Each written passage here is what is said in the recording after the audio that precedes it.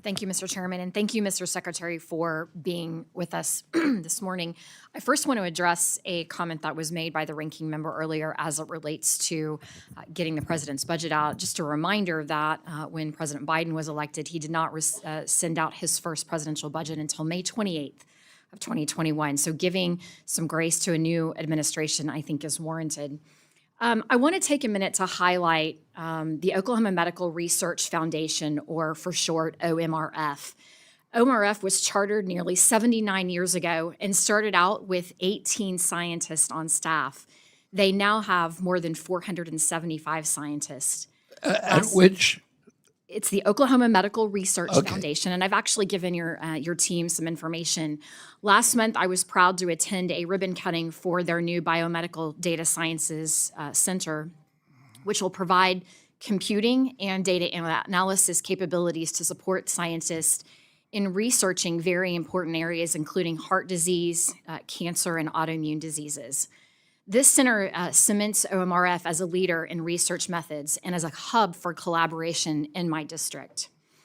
It is important that OMRF continue their partnership with HHS in their research to expand life expectancy and healthcare outcomes across the nation. The impact that OMRF has had on Oklahoma and the country is really immeasurable. It ranged from certainly economic impacts to healthcare advancements, community engagement. The positive impacts are endless, and I want to mention them because I want to make sure that we're investing in the right things. Like you and President Trump, I am focused on reducing the prevalence of chronic diseases, and the discoveries that they have made over the last many years have produced 3 life-changing drugs. Most recently, in 2019. The FDA approved the first targeted therapy to treat sickle cell disease. And this is based on discoveries by OMRF researchers. The point being here, Mr. Secretary, OMRF has been crucial in advancing research and treatment of chronic disease and rare diseases for millions. And they take pride in being one of 7 NIH autoimmune centers of excellence. And I hope you and your team will continue to work with OMRF so they can continue the positive impact in Oklahoma and across the country to make America healthy again. That being said, in order for the U.S. to maintain its lead in biotechnology, we need to ensure that the U.S. continues to be the country of choice for best and brightest in the field. What will HHS do to help attract biotech researchers? Well, we spend already, at this juncture, 70% of the research funding in the world on biotech and biomedical research is coming from my agency. And we understand that it's our aspiration that the United States remain the hub of biotechnology around the globe. We need to change some of the FDA policies to make it to give a faster track for biotechnologies to get approved. We're working on that now. We're trying to reform phase 3 studies, for example, which are the longest, the most expensive to do a lot of those functions by AI. We're phasing out most animal studies at NIH and FDA, which again is a very expensive part of the process, and because we can accomplish a lot of those goals on safety and efficacy with AI technologies. We brought the best AI developers in the country into HHS. Nothing like this has ever happened before.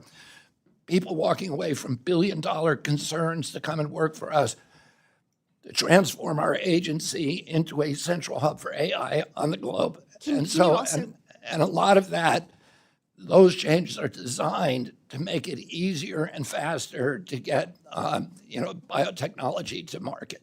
Perfect. Can you talk a little bit about the changes at NIH in particular? I know that there's been a lot of conversation around that. Certainly streamlining is part of that. But can you talk a little bit more about what your vision is for NIH moving forward? Well, NIH, when I was a kid, NIH was the premier gold standard scientific institution in the world. Over the years, it was captured by industry and by, I think, a kind of ossification that happened at NIH. because of the longevity of some of the leadership there. And there was a tremendous amount of corruption. And, part of that corruption is we now have the CIA, the FBI, the Department of Energy, and the Department of State all saying that the COVID-19 pandemic came out of research that was then sent over to China, and that was the end point. We also have the sickest people in the world. NIH, with the best science, is supposed to be protecting. We should be the healthiest people in the world.